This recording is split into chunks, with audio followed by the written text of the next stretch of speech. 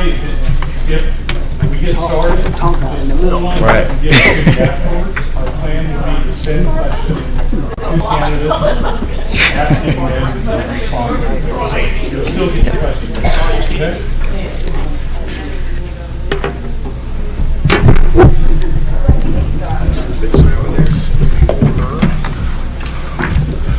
Do you have any plans on Monterey housing intensive? That's interesting. It actually fits with the one that we had in there. You might kind of combine them. Yeah, Or right there. We have to do this before we get started. Yes, please. All right, so it was Greg, Aaron, Mike, right?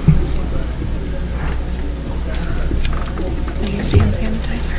I trust you. Let's see, it's April 7th. Yeah, it is. How close are we to time? Pretty close.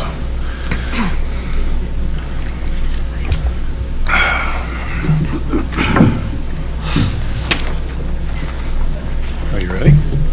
Sure. Okay.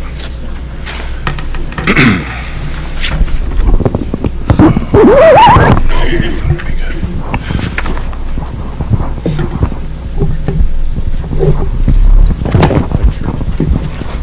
Good evening. I'm Gary Castor, the managing editor of the Jefferson City News Tribune, and welcome to this forum for Ward 2 council members in Jefferson City. Let me give you a few of the ground rules that we're going to be talking about tonight with the candidates. The candidates will have the opportunity. There are 3 candidates. They are seeking one seat in Ward 2.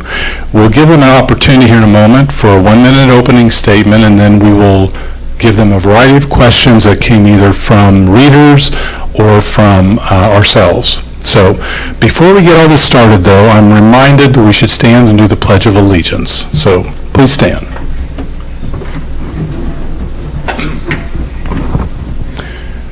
I pledge allegiance to the flag of the United States of America and to the republic for which it stands, one nation, under God, indivisible, liberty, justice for all.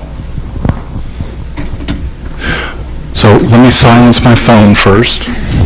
Forgot to do that.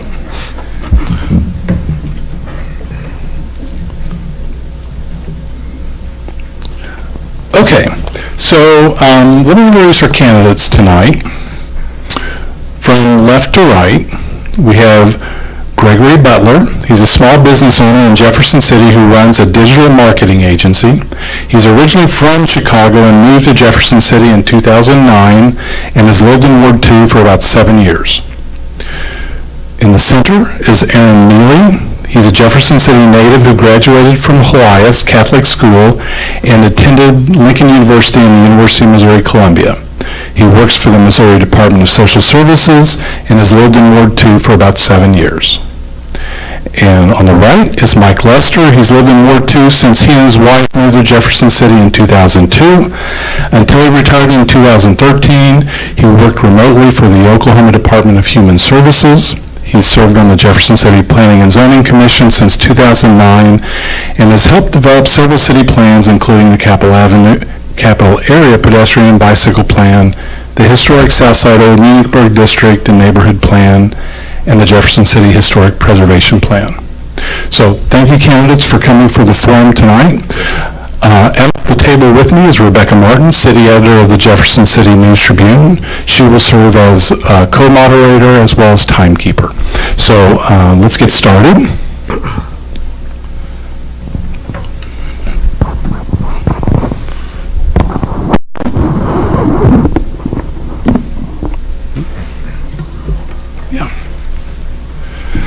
So we'll begin with opening statements, and we'll start with Greg. Thank you.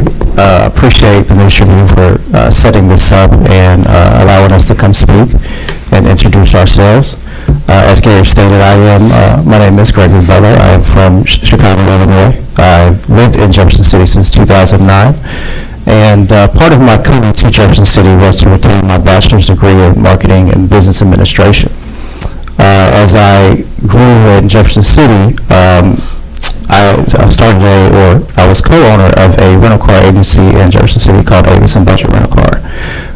In that business, I've developed a lot of business relationships and personal relationships. And again, throughout that time, I've grown to love Jefferson City because everyone was so receptive and nice. It was totally different than Chicago, and it was safe. And so, as I spent my time in Jefferson City, I've always wanted to do something in the community and help the city grow. And so that is my passion, is to develop relationships with the city and bring my efforts and my ideas to the city to help the city grow. Thank you. Thank you. Next will be Aaron. Hi, I'm Aaron Mealy. I'm originally from the Jefferson City area. Went graduate of Helias High School in 2005. I want to come here tonight first to thank the audience for being here. I think it's important for everybody to be engaged in this process, and I really appreciate it. I want to thank the News Tribune for having us as well. I want to let everyone know in Jefferson City, and especially the Second Ward, that I'm committed to you. I'm committed to equal voice, and I believe I have the energy that is required of the City Council to represent everyone. Thank you. Thank you. Mike? I'm Mike Lester. I want to thank the News Tribune for hosting this forum, and thank you for coming out to it. I believe in facing issues straight on and working with others to develop solutions and then taking action to effectively and efficiently address problems. What got me interested in running for City Council is a couple of years ago, I worked with neighbors to try and do something about abandoned, dangerous buildings and traffic safety issues in our neighborhood. And we worked with the city and we had some success, but it was kind of frustrating. I thought I could be a better advocate for citizens by being on the council. I'm retired and I have the experience and time to be an effective advocate for solutions to problems that the city faces. Thank you. All right. Thank you, gentlemen. So we're going to get started with the questions. As I mentioned earlier, they're going to have 2 minutes responses. You don't have to use all 2 minutes, all right? I'll just say that right now. However, you do have that ability. So we're going to get started. My first question starts with Aaron. This will be, for the audience's purposes, this will be a rotation, so they won't have to answer, each of them will answer all the questions, but they won't have to answer the first question every time. So Aaron, what are the top 2 issues facing Ward 2 residents, and how would you address them as a council member? I think we have a great city council right now. I am really proud to live in Jefferson City, and especially after the May tornado, seeing everybody come together, meeting city council members out, helping people move and picking up debris. It's so maybe not necessarily issues, but something that, and we've been going around town and meeting folks in the Second Ward, and it's been very awesome to meet everybody that I didn't already know. One of the things I think would be important is to open the line of communication more. I am an advocate of bringing the best and the brightest people into the room to make the hard decisions and to bring in community organizations along with our city council and state partners. So I think communication would probably be my, more communication would be my biggest thing that I could bring to the table. Another thing I would look at is working on public spaces, improving public spaces. We have a great J.C. Parks in Jefferson City, and I really appreciate everything they do. I would be interested in expanding that, bringing in more outdoor opportunities for children and adults alike. Thank you. Thank you. Mike? So I think Jefferson City had an affordable housing problem before the tornado, but I think it's more of a crisis now. I know we live in the path of the tornado and within our neighborhood, and then the Second Ward was the main one that was affected by the tornado. 50, 60 or more houses were just wiped out, and a lot of that's not coming back. And I think affordable affordable housing just needs to be a top priority, and to do that, it's going to take more than the city. We need to work with the state and the county, and hopefully we can use some of the federal money for disaster recovery to help restore some of that housing. I think we've all seen the buildings falling down downtown, and I think those just highlight that we have a problem with buildings like that elsewhere in the city, and most of those deteriorated buildings are in the second ward. So I think that's another issue, the blight that impacts safety, and also the reputation of the city is a serious issue that needs to be addressed. Okay. Gregory. The first issue that I've encountered is the awareness and the activity of the constituents. There's a lot of constituents in that, in Ward 2 in specific, that are not aware of city issues or city decisions. And so as a candidate and a citizen of Ward 2, I feel like it is my job to go into the community to create awareness, to encourage the constituents to come out to the city and vote, and become aware of what decisions can be made in the city. The second issue that I've encountered is the revitalization of the tornado. It is a major issue that affected not only the physicality of the area, but the morale. And so I encourage my job is to encourage the constituents that, we are working on repairing and revitalizing the tornado-stricken area. And also, we are looking to wanting to create some economic development for those spaces that have been torn down, and that cannot, the houses that cannot be repaired. So, but again, education is, and awareness is one of the biggest issues I've encountered. Thank you. Thank you. Well, that's a good segue to our next question, the tornado.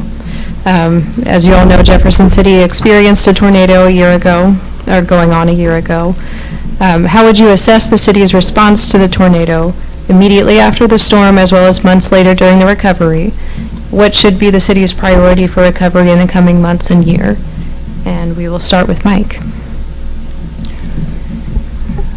So the response immediately after the tornado was fantastic. Both the city and the residents and people who came from outside.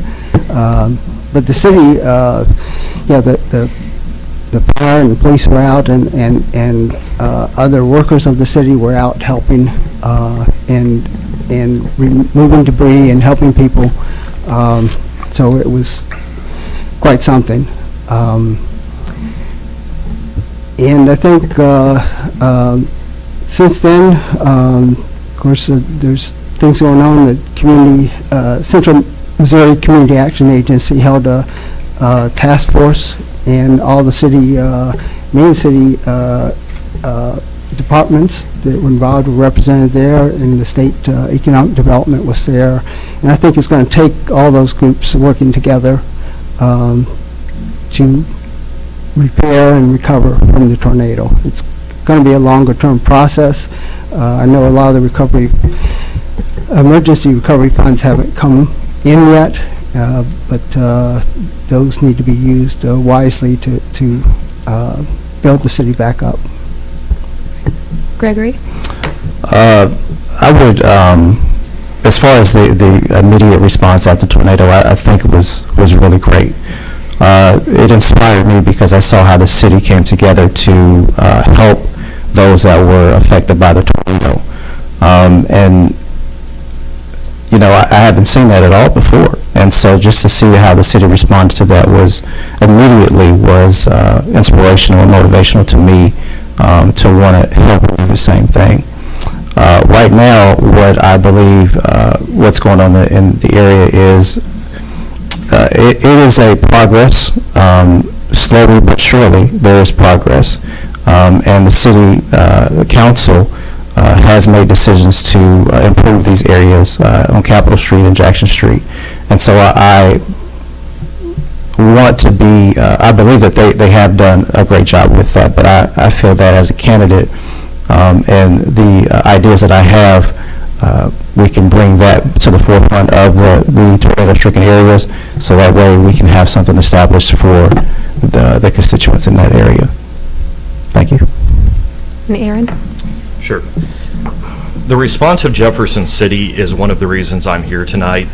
Being firsthand the morning after the tornado and meeting so many remarkable people in our town and seeing the response and how helpful and generous people are in Jefferson City made me want to be a part of something bigger and represent the just amazing people I saw and helping and volunteering and advocating in the aftermath of the May 2019 tornado. As far as moving forward, we have a lot of work to do, and I'm here to do it. I think that we can gather community partners and bring them together. We need to advocate, and I think I am the person that is going to be able to advocate and bring those community partners to the table and make those decisions that benefit Jefferson City and our residents. Thank you. All right. The next question, this will start with Greg. In the aftermath of the tornado, a housing problem Jefferson City already had became much worse to the point that it's now been labeled a housing crisis. What could or should the city do to address the availability of affordable housing for low to middle income families? Well, the response actually needs to be, I believe we need to move a little bit faster in reestablishing these homes in these tornado-stricken areas.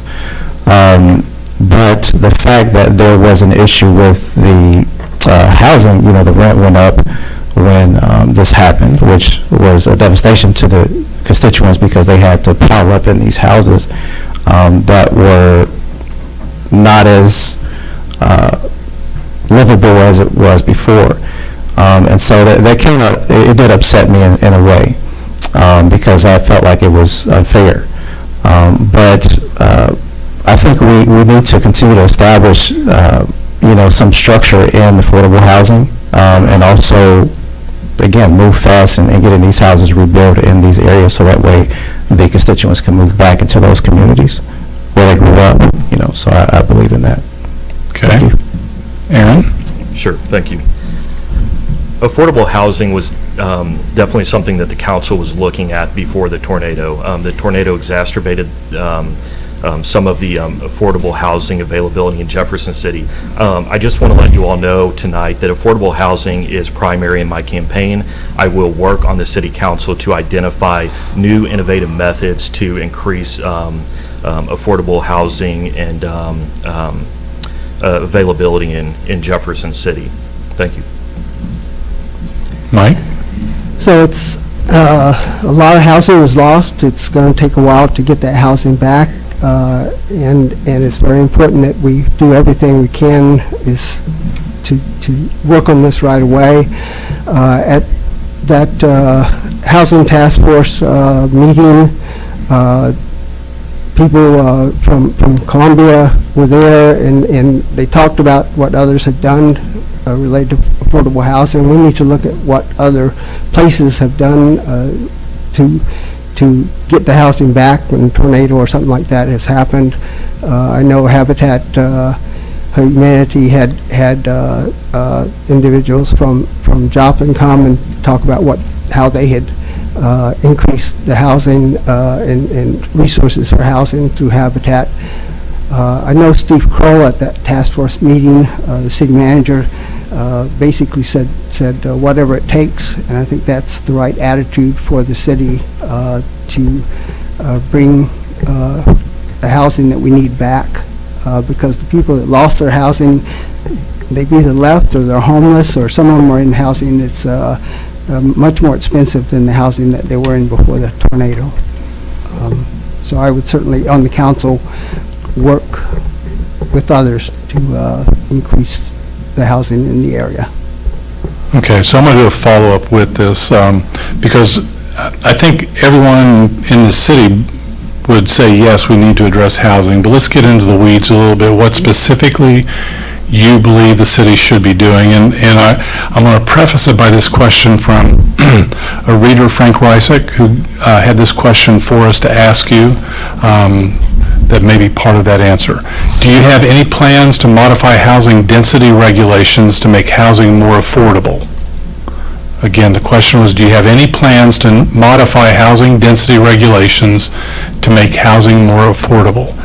And I guess my question is yes or no onto that, but then what are your other plans? And so we'll start back with Greg again. Yes. That is, again, a part of my campaign plank is to look into establishing some regulations for affordable housing. One of the things in that plan is creating some sort of economic development. So what I believe Jefferson City needs is more good paying jobs and sustainable jobs for residents in the county to actually afford and maintain these homes. And so I believe in that wholeheartedly. That's something that Jefferson City needs. And so I want to, put that together with affordable housing so that way we can have something established to help the city grow. Thank you. Aaron? As far as the modifying the housing density regulations, I would definitely, as a council member, want to do my due diligence in looking at what all of our options are on the city council. We want to be in compliance with state and federal law in doing what we do and the decisions that we make, so we can move down the road, be more cost effective, and be a good steward of the taxpayers' dollar in Jefferson City. I think there are a lot of holistic options to look at, bringing in the experts, to engaging the experts as a city council member, inviting folks to speak to us, and gathering as much information as possible. Those would all be things that I would want to do in working on the on affordable housing in Jefferson City. Thank you. Mike? Yes, I think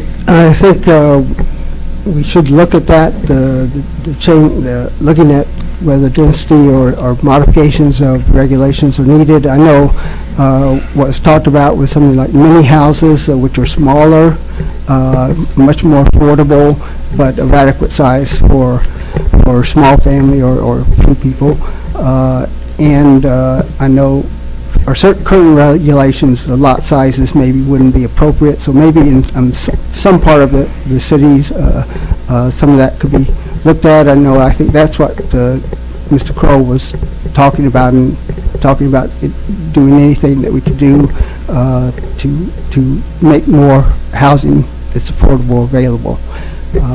So certainly I'd look at that, but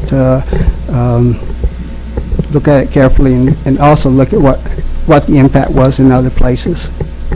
Okay, thank you. All right, the next question will start with Aaron. How business-friendly is Jefferson City for development, and what could the city do to improve the climate for attracting new business? Thank you for that question. So I want folks here tonight know that I am an advocate of small business in Jefferson City and business in general. I think Jefferson City is business friendly. I think we have a great community. We have a lot of businesses owned by residents of Jefferson City, and I think that is a great thing. I think that is something that makes our city more prosperous in general. As far as moving forward, as a city council leader, I would look at opportunities and maybe other communities and innovative ways that other communities have brought in ideas to expand on business. Thank you. Mike? I would just say that likewise, I think we need to look at what others have done. I know currently the city Chamber of Commerce is looking at their planning and for economic development, and looking at other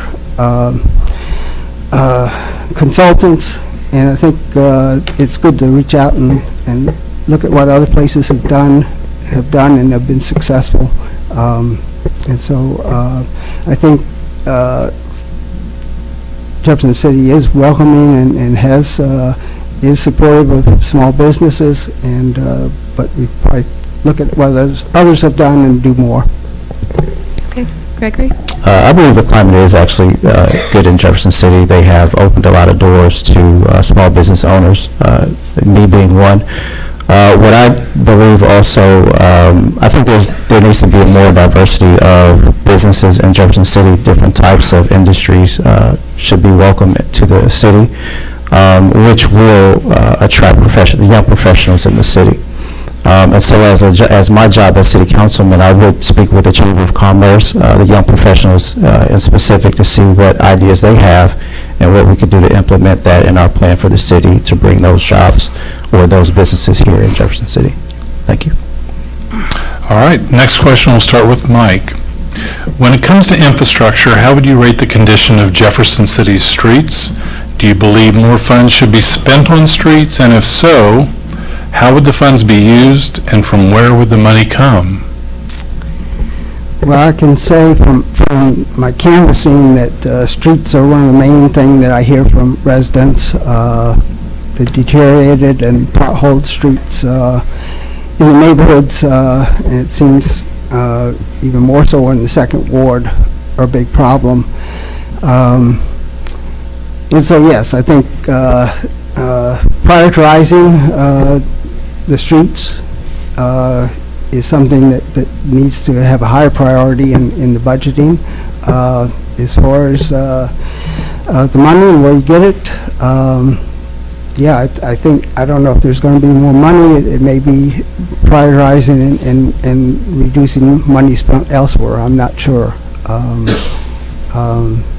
But streets are definitely an issue that's come up more than anything else in talking with residents. Okay, so, and I'm going to be that pesky reporter, okay. So what areas have too high of a priority? I mean, where would the money come from? From your recognizing, all three of you, your vantage point that you have not sat through a budget one committee meeting with the council, but as a resident of Ward 2, where do you believe money would come from to fix streets? Well, that's tough because streets, yeah, to work on streets takes a big amount of money.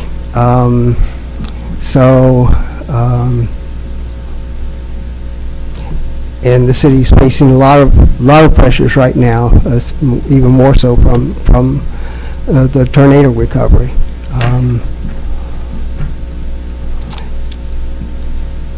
So I'm not sure. You're right. I haven't sat through budgeting, but and there are many pressures to spend. There are many needs, but streets.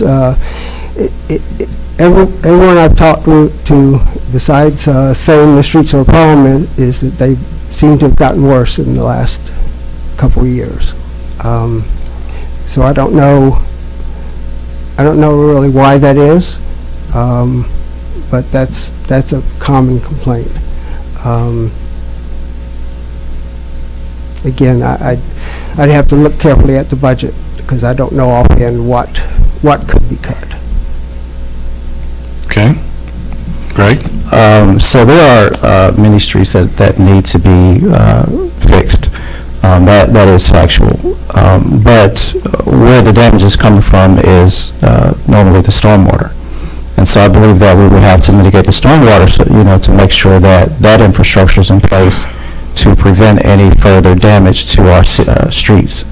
And so once that infrastructure is in place, I believe that we can prioritize the city streets and have those repaired.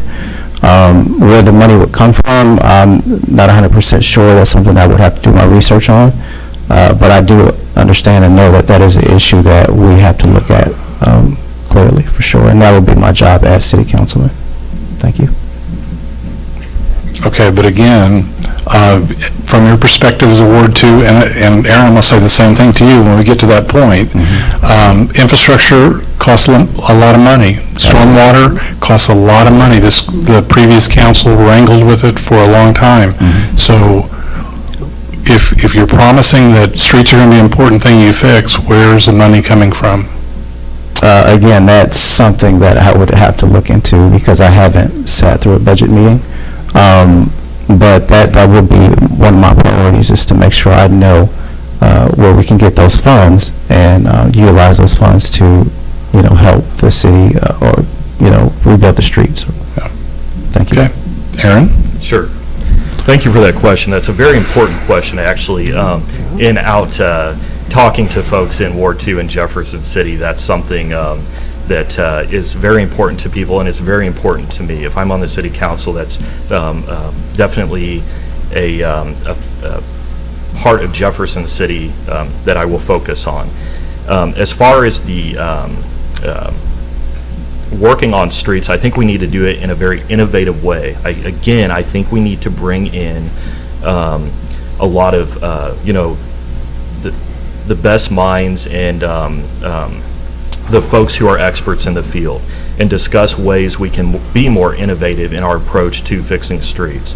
As far as the funding, which you've asked my two opponents, if we want to look at the fact that streets are vitally important to our residents, and we have other funding streams that we think we could, they're over budgeted or something, we could look at reducing a funding stream in another area to expand on our streets and make them safer and better to drive on for all of our citizens. Thank you. Such as? I'm sorry, I don't know. Such as what funding streams? Again, it becomes a value question here, right? What is the most important thing? If you identify streets are important, where are some areas you think we should be looking to improve? That's right. So I would have to identify with other council members and citizens, primarily in Jefferson City, of things that are funded that have additional budget that we could use to put towards something that matters more to our citizens. Okay. All right. So the next question actually was submitted prior to tonight's forum by a community member, Jeff Holzum. St. Louis, Kansas City, and 7 other Missouri cities committed to provide 100% of their electricity from renewable sources. Kansas City plans to do so within 3 years. Columbia has set a goal of providing 15% of the city's electricity from renewable sources by 2017. They exceeded that goal and set higher goals. What actions would you support to begin moving Jefferson City to renewable electricity? We'll start with Mike. Start with Craig. Oh, I apologize, with Greg. Oh, with Greg, okay. So we do understand that is something of the future that we would have to embrace, which is, solar panels or windmills. So I definitely would encourage the city to make sure that we get involved with that.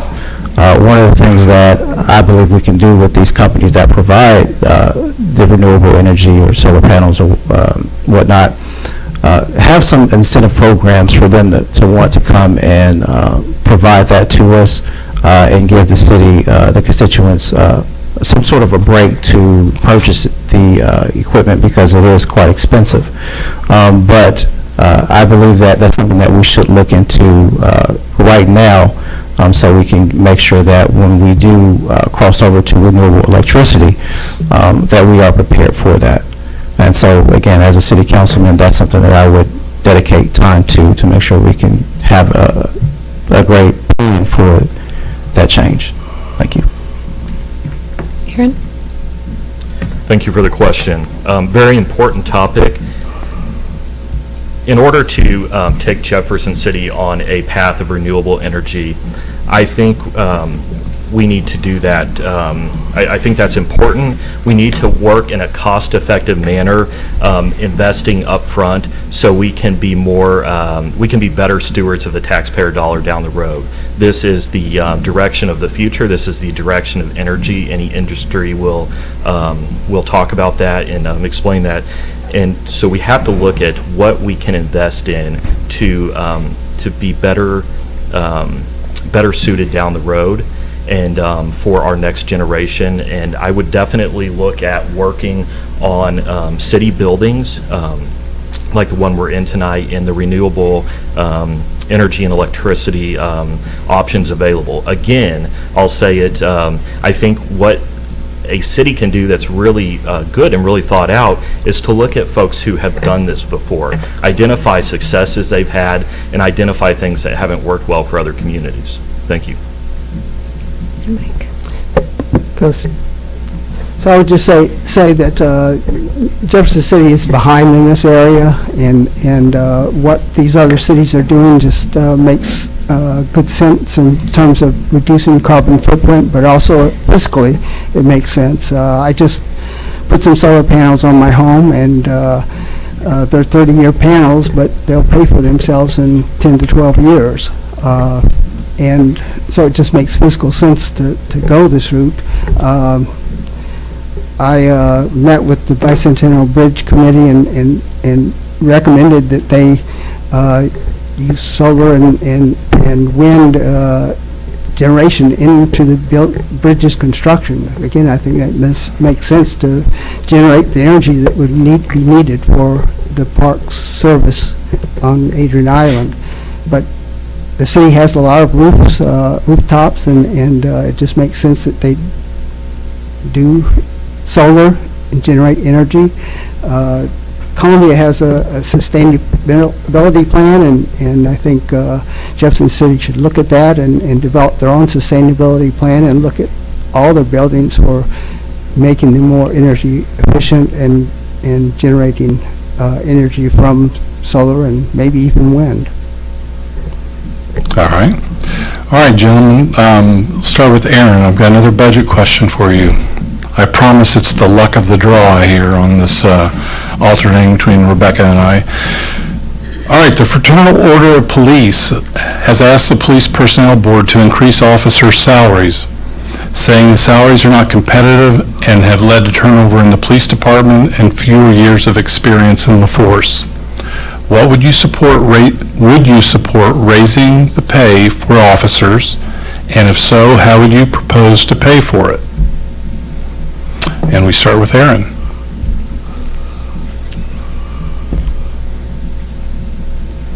Thank you for that question. Again, a very You're welcome. important topic, a very important question.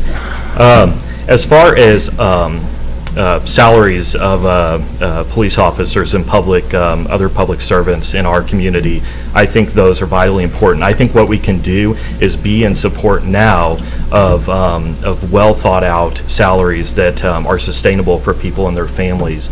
And then what we do is we create a situation where we maintain retention, and that can potentially be more cost effective for us down the road. We don't have to hire and go through the process multiple times. So I am in favor of supporting our police officers and their families with their salary, absolutely.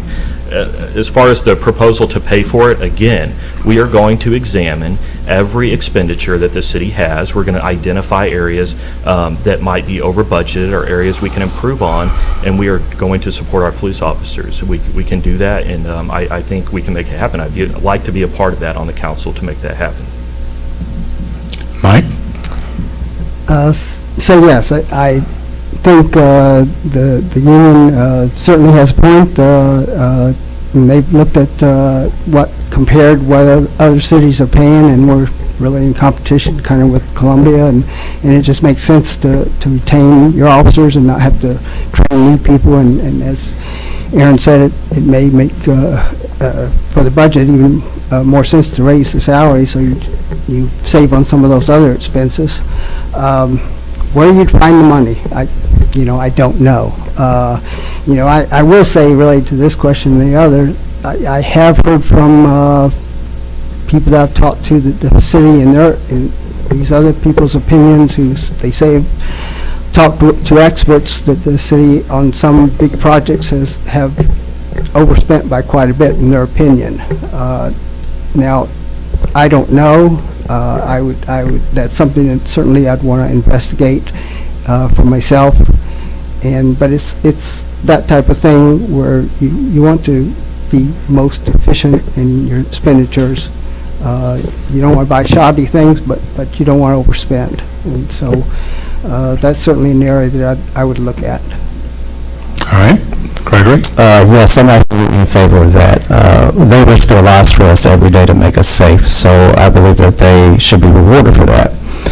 So what I would do is look at programs in the city that are overfunded and see how we can be more effective and efficient with those programs, so we can have some money freed up for the police officers. What I would do with the officers is survey to see what's more sustainable for them to, what their income would be for them to live in Jeff City, and see if we can come to an agreement on what works for them.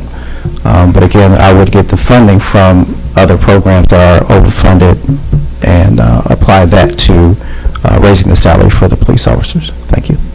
Quick follow-up question, just a short answer from all three of you. So one option that has not been raised, but some communities do, is a public safety sales tax. Assuming that the council that would be joining has done its due diligence and has cut every penny out of every other budget, and you needed another resource, would you be in favor of some sort of dedicated tax for public service?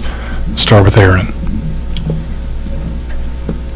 So in that hypothetical situation, which I don't believe exists in Jefferson City, I think we can identify areas where funds are available. So I would like to answer that a little bit differently, if that's okay. I, in general, am not in favor of raising taxes on our residents. Our residents pay taxes, and we, as a governing body and a public servant to our residents, need to be a good steward with those taxpayer dollars. I think with the current tax rate, we can again identify areas and we can make funding work for everybody and in the priorities and programs that we have. Okay, Mike? I would have to study it. I don't, you say some places have done that type of tax. I don't know. I would generally think we should stay with our current tax system and find the money. Certainly, the police and the fire are core basic services that we need to fund adequately and retain the people we've trained and are doing a good job. I mean, I would look at that, but I really don't know. I'd have to see how that has worked out and why they went that route in the other places that have done that. Okay. Gregory? I wouldn't give that the first option. I would look into the existing funding programs that we have funded to see if there is a way where we can cut costs in some or funding in some of these programs. Now, given the chance that doesn't work, this is another option that we can propose. And so, but we would have to have some type of agreement with the city and the citizens to see what works for everyone. Because again, that's a very important piece of our city. So we definitely would have to do our due diligence and look into that to see what we can do to benefit everyone. Thank you. Right. Next question will go first to Mike. A dispute has arisen recently between military veterans who are trying to expand the Jefferson City National Cemetery and neighbors who oppose losing their city park as part of the expansion. The Parks Commission has proposed creating 2 smaller parks near the neighborhood so the National Cemetery could be expanded. At this time, the proposal is awaiting authorization from the Veterans Administration. Ultimately, if the VA approves the expansion, the council would vote on if the parkland should be used for the expansion. How would you vote and why? So, if this is going to happen, whatever is done in replace of the current park would need to be much better than what currently exists. And my understanding right now is really what's being discussed will be less land for a park, and there's some other issues. I recognize the cemetery needs expansion, and it needs a lot more expansion probably than what that park's going to offer, what area is there. But I understand the need for it. It's certainly there. But likewise, that park has served the community that's there and is valuable to it. If it's going to be replaced, it needs to be replaced with something better than what was currently planned. And they were going to improve that park already, but I know you have to take into account that you're talking about what basically was part of the community that's been removed. The basic business area was removed, the foot area, and we need to make sure that there's some healing that happens in this whole process. So to bring a very long question back to the end, based on the proposal as it stands right now, can you say how you would vote on it? Right now, as I understand it, I wouldn't vote in favor of it because I think what's been offered as the park replacement isn't adequate. Thank you. Gregory? So this is a big issue in that community. There's a lot of unhappy citizens that, they don't want to see that park go away because it has some significance in that area, and it provides something to the people that live in that area. So I wouldn't be in favor of moving the park because we want to think consciously of the people that we want to be in that area. And so I think it's very important that we appease them because they represent that area. So if we can look at another area where we can put the cemetery, that would be of some significance. I think that's something that we can do. But I wouldn't be in favor of moving the park. Thank you. And Aaron? Sure, thank you. The cemetery along with the park, I have mentioned earlier being an advocate for outdoor areas for adults and children in our community. Our national cemetery is very important to me. I've done work there at the caretaker's house and helping restore that home. It is the issue that you've brought up is a Ward 1 issue in Jefferson City, and I am running for the 2nd Ward City Council. So what I would do first with other members of the council is to work with them and what they've identified, listen to who they've spoke with, and make an informed decision based on that. So I would definitely want to have open communication amongst the council, work with the council members who do represent that area, and come to a decision based on bringing in community members and folks who care about the issue, and whether that's in public meetings, but being there, even if it is outside my ward, to work with the council that do represent Ward 1 and coming to a conclusion that is suitable for both sides. Since I did this to Mike, I'll do it to you as well. This is an issue that would come before the whole council, so based on the proposal as it is right now and the information that's out there, are you able to make a decision? I'm not. I don't have enough information. Again, I would want to work with, in an open line of communication, as we've discussed, pulling in everybody on the council, but especially Ward 1 council members. So I would have to discuss, I would have to learn and make an educated decision. So at this time, I don't. Okay. And one more follow-up. Give me one more. Is there any specific information you feel like is lacking right now for the council to make that decision? I don't know that there's any information lacking, but once again, I would want to hear what information has been gathered equally from all folks that are very concerned as I am, with that decision being made. Thank you. Thank you. Gregory, we'll start with you on this one. The Human Rights Campaign Foundation annually compiles Municipal Equality Index scorecards to measure LGBT rights and protections in cities across the nation. Jefferson City received a score of 31 out of 100 in 2019. Part of the low score is a lack of municipal non-discrimination laws for employment, housing, and public accommodation. Is this an issue the council should address? And if so, what would you do as a council member to see that it happens?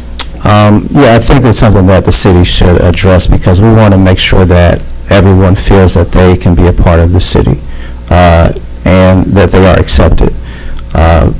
And so that's something that I would want to invest some time in to make sure that if they're going to live in our city and pay taxes, we want to make sure that they are represented well and that they are welcome.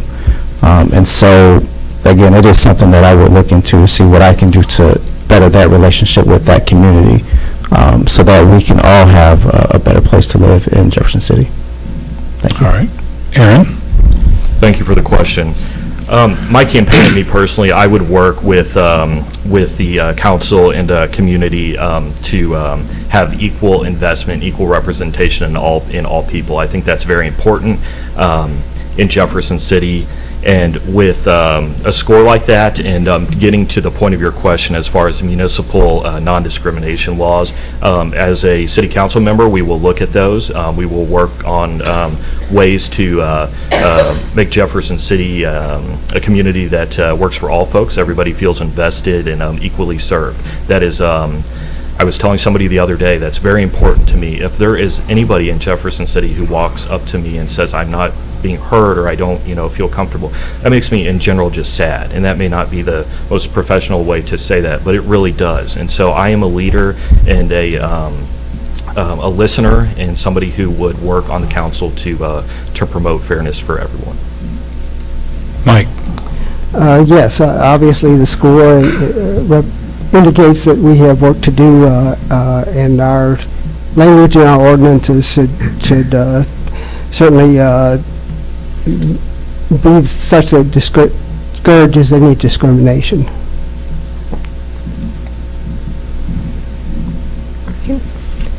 Next question, we will start with Aaron. The state of Missouri has conveyed 32 acres of Missouri State Penitentiary land to the city. The city is pursuing development of the site at this time and has 2 proposals under consideration. Which proposal would you support or choose, and why? Thank you. Jefferson City is very lucky, and I think we're also very grateful to be able to have that land that was once owned by the state of Missouri. So I commend the work of the city council and the mayor on making that happen, and want to thank everybody involved for that. I think that the revitalization of the MSP property is something that can be very financially beneficial to our residents of Jefferson City. We're talking about revenue streams. We can look at something like that to fund programs that really matter to people. As far as the 2 proposals, I would like to do more research on them. I'm about getting all the information that I can and making an educated and informed decision. So I'm not going to mention maybe tonight which proposal, but that is something that I'm looking at, and I hope the proposal that is best for Jefferson City, that would be the proposal that I would support. Mike? For the proposals, the 2 that were presented, one seemed to be more fleshed out as far as a visionary in terms of development of that acreage, and with projected convention center and museum and other development in the area, whereas the other one did not seem to really develop it much except for paths and exercise areas, open areas, and was really geared toward enhancing a current project going on away from that site. So I definitely, with the proposals that are out there currently, I'm in favor of that one that really has a vision for the area and development immediately and in the future. And for people who may be less familiar with the 2 proposals, can you be more specific about which one? I can't remember the names of the entities. I know, I'm not for the farmer's proposal. Okay. The Chesterfield Group. The Chesterfield Group is the one that I thought really developed or had a vision for developing the area, the way it was envisioned by the council when they put it out there. Gregory? That's something that I would also have to do some research on to see what is more beneficial to the city. Of course, as I said it before, I am for economic development and creating streams of revenue for the city so that we can use those streams for other programs of economic development or anything that would be beneficial to the city. And so based off what I believe I heard from Mike, the first one where that's more of a vision, if that is more economical and beneficial to all of us, that's one that I would be in favor for, but again, I would have to do my research to make sure that it is beneficial. Thank you. All right, folks, this will probably be our last question. Jefferson City Parks has a dedicated half-cent sales tax with no sunset provision. At times, that sales tax has come under fire. Do you support this tax and how the funds have been used? And we start with Mike. Yes, I support the tax. I think it's one of the really great attributes of Jefferson City that we have parks that are really nice and distributed around the city, and I like that the parks have done a master plan, and I look forward to the further development of the parks here in the city. I think they couldn't do that without having the dedicated tax to do that type of planning and for the future, and I think it's going to enhance Jefferson City tremendously and attract people and keep young professionals here that we need to do. And so, yes, I'm in favor of that current tax and what's being done with it. Gregory? I feel the same. I would be for it because we want to see Jefferson City grow, and again, it will attract young professionals to want to settle here, not just visit. And so anything that will attract progression, I am definitely for. I want to make sure that it is sufficient and it is beneficial to everyone, but I believe in the growth and the attraction and the opportunity that Jefferson City has. So if it will promote Jefferson City in a better light, then that's something I would definitely be in favor for. Thank you. All right. Aaron? Thank you for the question. Jefferson City Parks and Recreation have consistently been good stewards of taxpayer dollars, and I want to congratulate them on that. Over the years, it's been a very consistent thing. I think that the amount of sales tax that J.C. Parks collects substantially outweighs, or rather the good that J.C. Parks does for the community and the revenue streams that the city has from J.C. Parks substantially outweighs the sales tax. So I appreciate the residents being very supportive of Jefferson City Parks, as am I, and I think I'm looking forward to working on expanding parks and with the funding that we have and working with those folks. So thank you. All right. So we'll begin with our closing statements. And we'll start with Gregory. Yes. So again, I thank you guys for coming out to listen to us. This is very informal. And I am dedicated to actually support, to serving you guys because this is a service position. And so my job is to continue to build relationships with the constituents and see what we can do to work together to make sure that we make Jefferson City a better place for all of us to live. And so I would definitely appreciate your support. If you want to speak with me, I am available at any time because I believe in the transparency of government. And I want to build with all of you. And I thank you again for listening to me today. And I hope I've won your support. Thank you. Aaron? Yes, thank you again for having me here tonight and being here in I think this is great that Jefferson City is, one of the great attributes of Jefferson City is how engaged we are in our community, expanding and creating an environment for our next generation. So I appreciate the support. I look forward to April 7th and would appreciate your vote. I have information up here. I have cards out in the lobby on my priorities, and I'm always available to speak with anyone, but I have information up here on my email address and my cell phone. Again, I'm always available to speak with anybody, and thank you very much. Mike?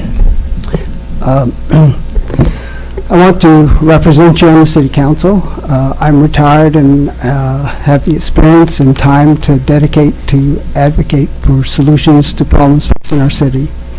And together, I think we can make Jefferson City a better place to live and work and play. And so I just encourage you to vote for me on April 7th. Thank you. All right, so I have a few thank yous I'd like to share. First of all, thank you to the candidates for coming out for the forum and enduring our questions. I had promised them before the forum that we'd be sending them more questions that we didn't get to tonight. Those questions and those answers will appear in Sunday's edition of the News Tribune, so that's my shameless plug to pick up a copy of Sunday's News Tribune. I'd like to thank the city for the use of the chambers here for this forum, as well as JCTV for videoing it for us and streaming it on their station, as well as our streaming it on newstribune.com. My parting comment is April 7th is an important election. I would encourage folks to research the candidates, but to get out and vote. You have a right to do that, and these gentlemen have invested a lot of time on the campaign trail to earn your vote, so go exercise your vote. Thank you. Thank you. Thank you.